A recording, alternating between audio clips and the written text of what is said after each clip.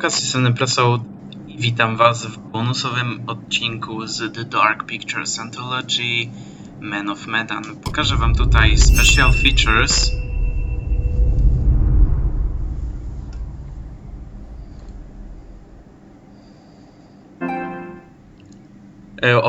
Możecie nawet właśnie zauważyć, że nagrywanie rozgrywki zostało wstrzymane.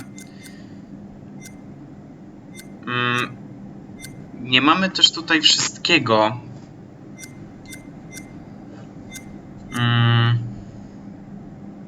Ale dobra.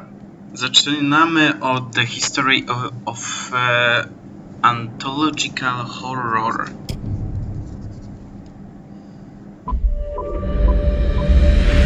The horror anthology is much loved and has an established pedigree across all forms of entertainment. From Twice Told Tales by Nathaniel Hawthorne in 1837 to Clive Barker's Books of Blood in the mid-80s, and with the likes of Blackwood, Poe and Lovecraft in between, short story horror writing has long been a popular format. Largely regarded as the first published horror anthology, Czyli co, to jest na podstawie jakichś książek, mostly czy co, previously czy published opowiadań? stories from The Token, an annual illustrated gift book published in Boston. The author of Twice Told Tales, Nathaniel Hawthorne, was born on July the 4th, 1804, in Salem, Massachusetts. His great-great-grandfather was John Haythorne, a Puritan, and one of the judges who presided at the Salem witch trials of 1692. In 1842, Edgar Allan Poe reviewed Twice Told Tales for Graham's magazine, concluding that Hawthorne was a man of indisputable genius. Edgar Allan Poe By this time, Poe, also from the state of Massachusetts, had already written his own collection of short stories for publication. This collection, titled Tales of the Grotesque and Arabesque, was published in 2 volumes in 1839. The horror anthology had become a recognized format, and after also writing many short stories for newspapers and magazines, Algernon and Blackwood's first publication, The Empty House and Other Ghost Stories, was released in 1906. Blackwood went on to write such classics as The Willows and The Wendigo, which was first published in another anthology, The Lost Valley and Other Stories, in 1910. Fast forward 74 years to 1984 and the first publication of Books of Blood. Each book was a collection of horror stories written by British author Clive Barker, the first of which catapulted Barker to legendary status in horror writing, with Stephen King proclaiming him the future of horror. Several of the stories from Books of Blood have been adapted successfully for film, including Rawhaired Rex and The Midnight Meat Train. Barker adapted The Yattering Jack in 1986 for use in George A. Romero's anthology TV series Tales from the Dark Side. Kurde, serial? Ja o nim nie słyszałem? Short-form storytelling arrived on a new medium in 1938 when the radio show The Mercury Theatre on Air broadcast an adaptation of Dracula. I have never seen Count Dracula by day. At sunrise, at the first cockcrow, he is gone. The series was the creation of Orson Welles and John Houseman and became most famous for its broadcast of War of the Worlds, which terrified listeners, believing that the alien invasion was a reality. From 1942, the radio drama series Suspense broadcast more than 90 short plays on CBS radio for 20 years, often featuring some of Hollywood's leading stars. Initially, the series seldom used material that would be classified as horror, fantasy, or science fiction, but by the late 50s, this became a regular occurrence, including material such as H.P. Lovecraft's The Dunwich Horror. Lovecraft też jest One znany z episode, tych The takich Hitchhiker, horrorów, broadcast in ale 1942, już są nawet featured a gry, performance by Orson Welles ale and was większość later z nich jest adapted po from an episode angielsku. of The Twilight Zone in 1960. The Twilight Zone. 1947 saw the debut of Quiet Please, a radio horror and fantasy series created by Willis Cooper. Cooper had been a writer for Orson Welles' Campbell Playhouse, which had succeeded the Mercury Theatre on Air. Serial. W 2009 został on odświeżony, ale ponoć The play's nie równa scripts się often z broke tym, the co było fourth kiedyś. wall by speaking directly to the listener, a technique much adopted in later horror anthologies. In his book, Terror on the Air, Horror Radio in America, Richard J. Hand wrote that Cooper had enjoyed creating roles for the audience, including implicating them in the action of the story itself, indicating a clear desire to create horror as interactive entertainment more than 70 years ago. The show ran for 2 years. Forward 50 more years in radio, and in October 2010 we see the debut of Larry Fessenden and Glenn McQuaid's radio show Tales from Beyond the Pale. Successful genre filmmakers in their respective rights, the two began producing episodes under Fessenden's studio, Glass Eye Pix, influenced by the works of Boris Karloff, Peter Lorre and Orson Welles. Fessenden would later partner with the show's sound designer Graham Resnick to write the scripts for Supermassive Games' critically acclaimed horror debut Until Dawn, and for the first game in their Dark Pictures horror anthology, Man of Medan.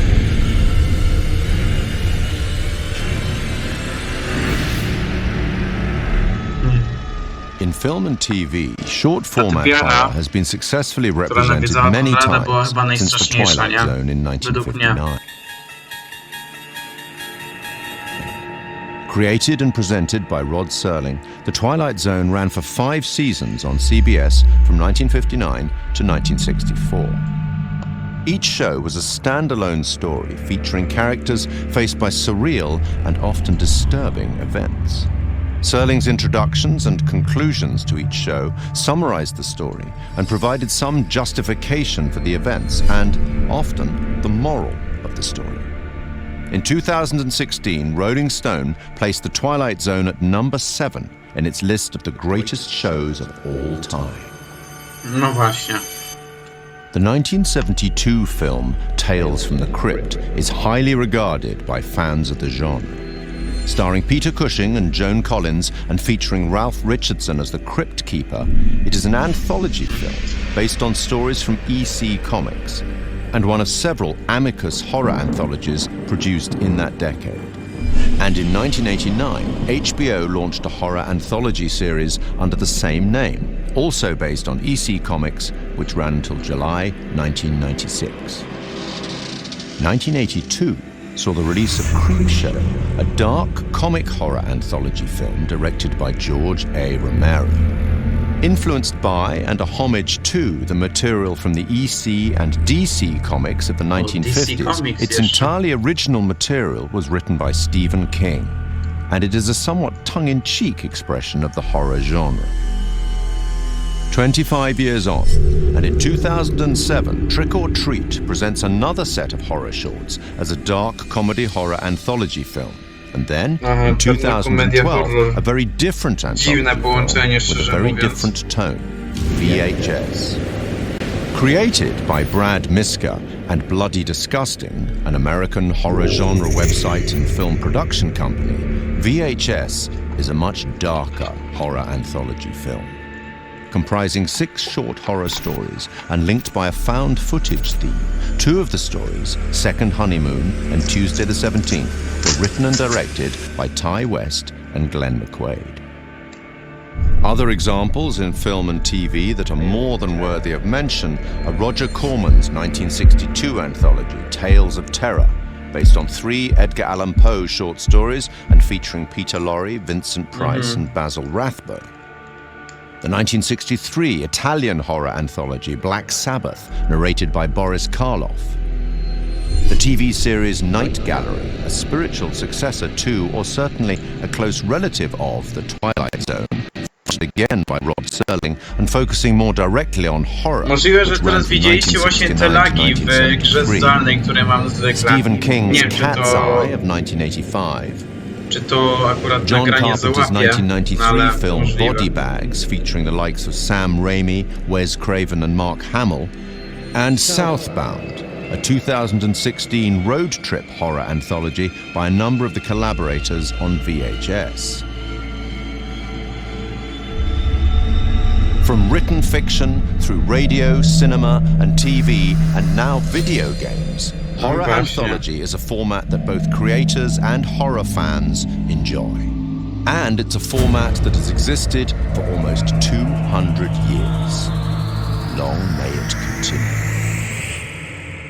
Czyli co, możliwe, że ta antologia może być kontynuowana przez 200 lat.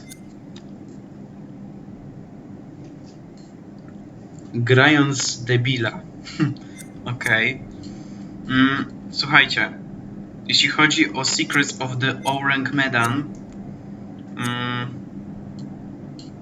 to wydaje mi się, że tutaj trzeba zebrać 25 Brass Secrets, czyli te same srebrne, albo same brązowe, ale wydaje mi się, że same srebrne. Tutaj trzeba zebrać wszystkie 50. Jak mi się uda wszystko na live'ach zrobić, to możliwe, to nie jest pewne, ale jest możliwe, że pokażę ja wam to, jak odkryję właśnie wszystkie sekrety po live'ach. Jak ogarnę to, ja będę platynował, nie? Dobra, grając debila, czyli playing the fool.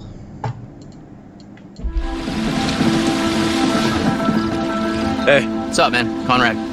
Good to finally meet you, Conrad. This is Brad, by the way, my little bro. Hey, man. Want to crack a cold one with me? In the Man of Medan, I play a character named Conrad. And I think initially when we find Conrad, he is a sort of entitled guy, a wealthy American who's on vacation. Where's the old crust bucket skipper anyhow? He's an adventurous guy. He lives off the cuff. He does what he wants. I'd invite you to make yourselves at home, but And I think that's kind of fun to play as an actor. He has no censor, he's no filter. So whatever circumstance he's put into, you know exactly how Conrad feels. And so it was kind of fun performance to start out being brash, kind of a silly guy, and just jump in and have fun with that. So is everybody on board and ready to go? Jak ktoś kojarzy, jak Beyond został zrobiony, to nie został on zrobiony na przykład, że mieli jakiś taki kostium dziwny. I think the sense of humor and the sense of fun are similar between Conrad and I. But I will say that he's a little more aggressive and a little more outlandish than I am. Guys, look, I think we gotta listen to our experienced, beautiful, smart, and beautiful captain here. If she says we should do things Connie, right... please, I didn't bring you on this trip to get laid. Wait, what? I think Conrad's the kind of guy that I would like to be at a party with. You know, I'd like to have a barbecue and drink some beers with him. I don't know that Conrad and I would be best friends. I think we'd butt heads a little bit.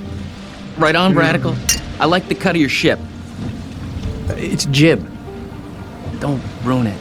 I think the scenes that I've had the most fun with so far are basically when Conrad is going absolutely crazy. I don't want to give too much away, but there's a scene where these sort of fishermen interact with our divers, with our core crew here, and he's just a bit of an asshole. Hey, we got damage here, you see this? We can take care of this, man, it's not a problem. I mean, what do you think, like $10 cover it? Oh, whoops, my bad, let's make it 20.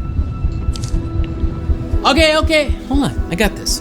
Well, shoot, you think it's more like 30? I can do 30. All right, you drive a hard bargain, but I'm with you. Here, you know what? Let's just throw in the whole pot. That's yours, you go ahead. Let's go. No! He's just got an attitude. He's brash. These people are messing with his group, and he just kind of lets loose and talks trash to them. And as a guy who would never do that in real life, it's a lot of fun to just kind of let Conrad flow, say whatever he wants. Nie ma tego dziwnego stroju, You are an idiot. They left, didn't they? That doesn't make you any less of an idiot.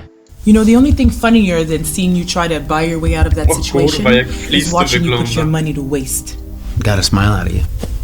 Worth every penny. One of the most interesting and one of the key moments that sticks out for me is Conrad's decision in the first act of the game, either to stay with the group or potentially just take off. No właśnie. Ciekawe jakby to było. Maybe we can take it. Yeah, it's a speedboat. I can get out through the window. We gotta break these off first. Jakbym uciekł. Możliwe, żebym w ogóle nie uciekł, nie? Nie wiem.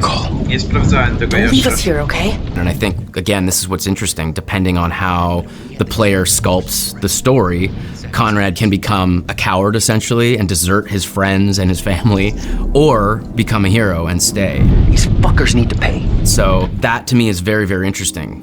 two very human choices, and depending on how our player decides to live with these characters can totally change the outcome of the game. So I think that I enjoy when Conrad makes the heroic choice and gets to stick around. He obviously gets to see more of the adventure, but it's just as possible that he tries to save his own life and takes off. Whew, wow, that was intense. That's one way to put it. You got a better way to put it? All the characters do have very strong personalities and drives. Leave, leave, leave! I think Conrad is the instigator. Good news, bad news. Bad news? I don't see how this could get any worse. I think he is the one that really starts the confrontation with the fishermen. These are kind of maybe the fishermen I pissed off earlier. Oh, god damn it, Conrad. Great, just great. And the good news? So I think in a lot of ways, Conrad is there to stir the pot and create drama. I recognize them. How was that good news? I thought you were gonna ask the good news first. You're such an idiot, Jesus. Do I prefer playing the good guy or the bad guy? I think that there's fun in both.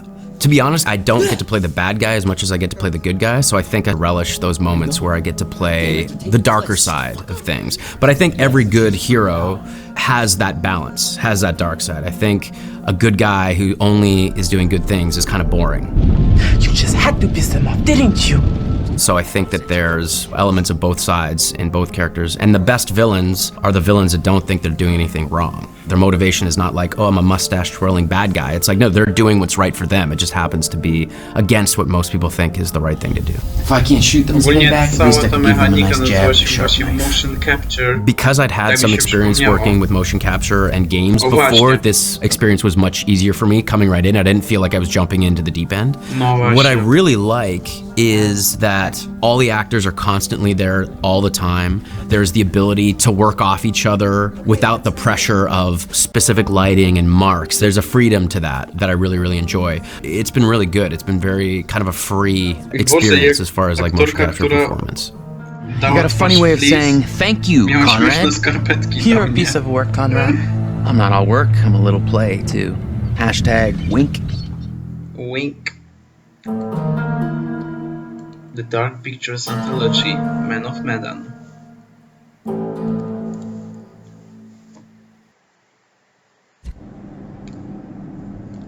Dosyć długie to jest wszystko, więc może akurat dobrze, że to wszystko podzielę na dwie części, o ile się uda, nie?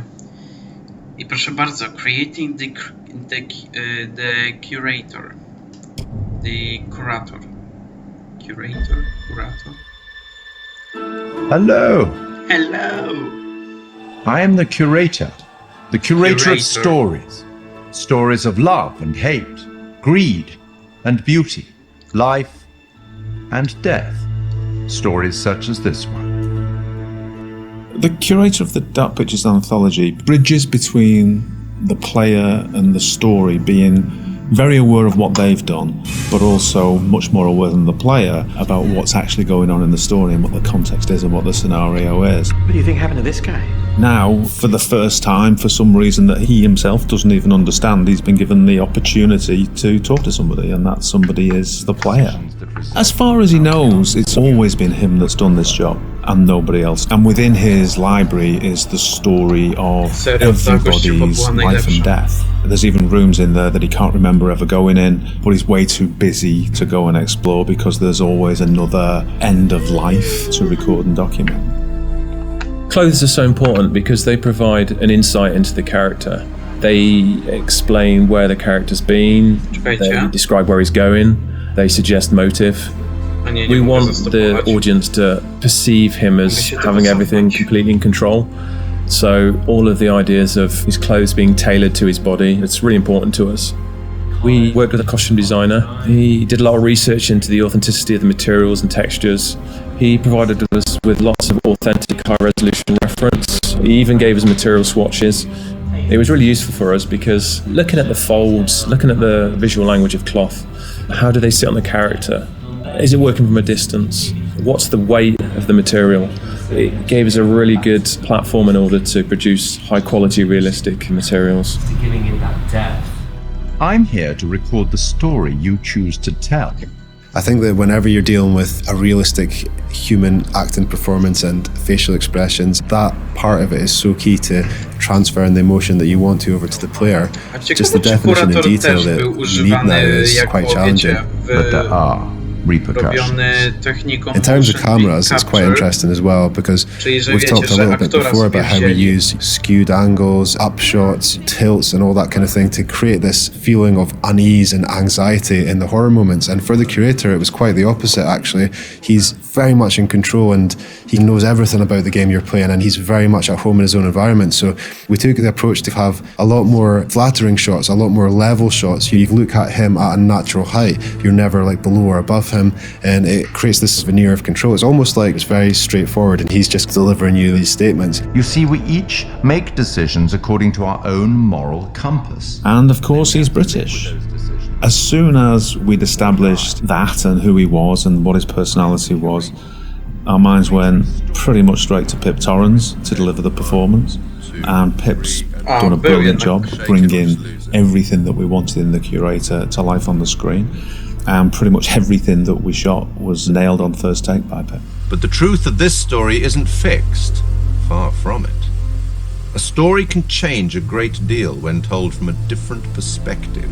One thing that was really important for us with the art direction was to somehow differentiate him from the rest of the game that you're experiencing. And with that, we could make a really interesting contrast, because as the player, you might be experiencing all this horror, all this craziness, and all of a sudden you're taken out to quite a different and quite an unusual place. So that was a really fun thing to play with. We tried to play up on that contrast and really signal to the player that there was a change happening. The curator addresses the player directly. He's quite ambiguous, he's quite mysterious. You're really not sure if he's there to help you or hinder you sometimes. And I wanted that to kind of be reflected in the art. The corridor that he is in at the start of the game, and where you see him a lot of times, we wanted to get this feel of an almost infinite corridor that's got this maze-like feel. It's not a set out space that you automatically understand as a viewer when you see it. You're not sure how long it goes on, how many paths there are, how much of a maze this corridor is. So to light that, we wanted to get this feel where there's not markers that tell you this is where you are right now in the corridor, you've been here before, just to increase that feeling of not being fully aware of your surroundings and add to the mystery of the scene. And then he goes into his repository, which is a huge vault of books and secrets, with his main desk right in the middle. He's got large windows for light, a skylight above that would also let a lot of light in, a mezzanine floor, a marble fireplace, classical, opulent, sophisticated. The central feature of the repository is the curator's desk. So we researched how that might look and wanted to make it look a big, substantial piece of furniture. We added a lot of scroll work and detail to the front and rear.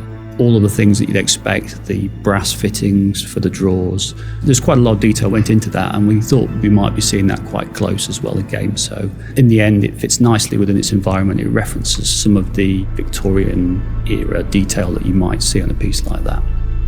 The creator has the ability to access stories through the pictures on the wall. They're almost portal through to another world. And that all had to fit within our architectural environment. So we looked at very ornate framings, large pictures that would hang on the walls, that would feel correct and not out of place, and something of this nature. We thought about where we could include light sources that would be interesting, would put light in the right areas of the room. The skylight's a really good example. We decided that having this top-down ambience would really bed the scene in nicely and create this nice veneer to it, and then add in another number of interesting light sources that we can use for accents, such as a fireplace, such as the candles, that just are there to give you that extra range of colour if you need it. They're there to draw the eye of the player to what we want to show them. It's not my place to interfere, but I might be persuaded to offer the occasional hint. Here's one for free. It's a strange place. Who is this guy? Why is he talking to me? Where am I now? I was just on a ship having some horror happening, and now I'm here. And this guy has the appearance of being there to help you, but he seems like such a strange guy, and the environment he's in is so different. There's a certain ambiguity to it, and we wanted the player to question whether or not he's on their side, or whether or not he's kind of playing his own game with them. The curator's no ordinary person, and his repository is no ordinary place. And you'll get the chance to see him again in the rest of the Dark Pictures Anthology. Czyli kurator będzie jeszcze w następnych częściach The Dark Pictures. We will meet again. It's inevitable.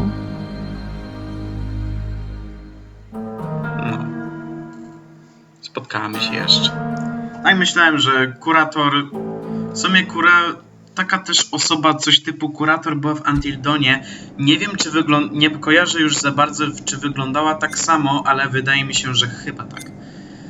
No i co? Te dwie kłódki, możliwe, że zrobię jeszcze jeden odcinek bonusowy w przyszłości, jak już ogarnę właśnie wszystkie te sekrety.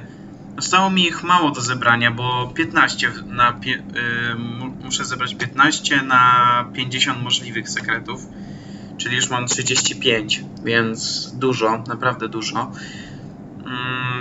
No i słuchajcie, no z tego bonusu to by było na tyle. Możliwe, że zobaczymy się w następnym, ale kiedy? Nie wiem. Jeśli obejrzeliście sobie bonus i macie ochotę na następną serię z PS4, to czekajcie, powinna pojawić się już wkrótce. Tak więc na razie i cześć, do zobaczenia w następnym bonusie lub w następnej serii z PS4, która powinna pojawić się już wkrótce.